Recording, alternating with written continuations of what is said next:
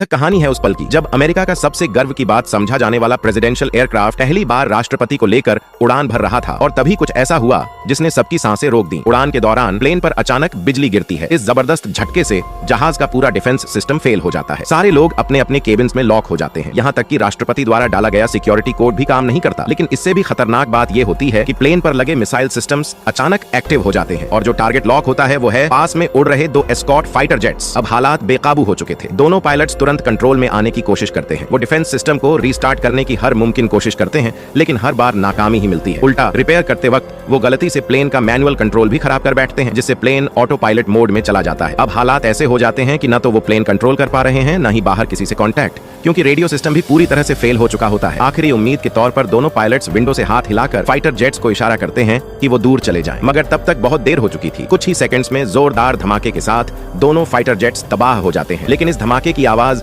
Rescue aircraft के नीचे से गुजरते दस्ते तक पहुंच जाती है। हालात की गंभीरता समझते हुए वो तुरंत एक इमरजेंसी एस्केप ट्यूब राष्ट्रपति के कमरे तक भेजते हैं। अंदर से एक सोल्जर राष्ट्रपति और उनकी वाइफ को ट्यूब तक लेकर आता है। वो दोनों जैसे ही ट्यूब के अंदर जाते हैं, प्लेन अचानक टर्बुलेंस में फंसता है। ट्यूब को पकड़ने वाली रस्सी टूट जाती है और वो दोनों नीचे गिरने लगते हैं। राष्ट्रपति किसी तरह रस्सी पकड़कर अपनी वाइफ को गिरने से बचा लेते हैं, लेकिन वो खुद उन्हें ऊपर खींच नहीं पा रहे थे। इसी बीच सोल्जर को समझ आ जाता है कि अब उन्हें बचाने का एक ही तरीका है। वो अपनी रस्सी खोल देता है और खुद को गिरने देता है ताकि राष्ट्रपति की वाइफ बच जाए। लेकिन किस्मत बेरहम थी। वो सोल्जर सीधा रेस्क्यू प्लेन के इंजन से टकरा जाता है, जिससे पूरा जहाज कंट्रोल खो देता है और नीचे क्रैश कर जाता है। ऑन बोर्ड सभी सिपाही अपनी जान खो बैठते हैं, पर उस एक सोल्जर की कुर्बानी से राष्ट्रपति की वाइफ की जान बच जाती है। राष्ट्रपति किसी तरह उन्हें ऊपर खींच लेते हैं, लेकिन राहत की ये सांस ज्यादा देर नहीं टिकती। अचानक कॉकपिट में अलार्म बजता है। रेडार पर सामने एक कमर्शियल पैसेंजर फ्लाइट नजर आती है और वो भी उसी उड़ान रेखा पर। अब अगर किसी भी तरह दोनों में टकराव हुआ तो तबाही तय है। राष्ट्रपति का प्लेन अब भी ऑटो पायलट पर है और कम्युनिकेशन सिस्टम भी डेड। वो चाहकर भी उस फ्लाइट से कांटेक्ट नहीं कर सकते। अब उनके पास बस एक ही रास्ता बचता है। दोनों पायलट्स मिलकर एक बेहद बोल्ड डिसीजन लेते हैं। राष्ट्रपति की सुरक्षा के लिए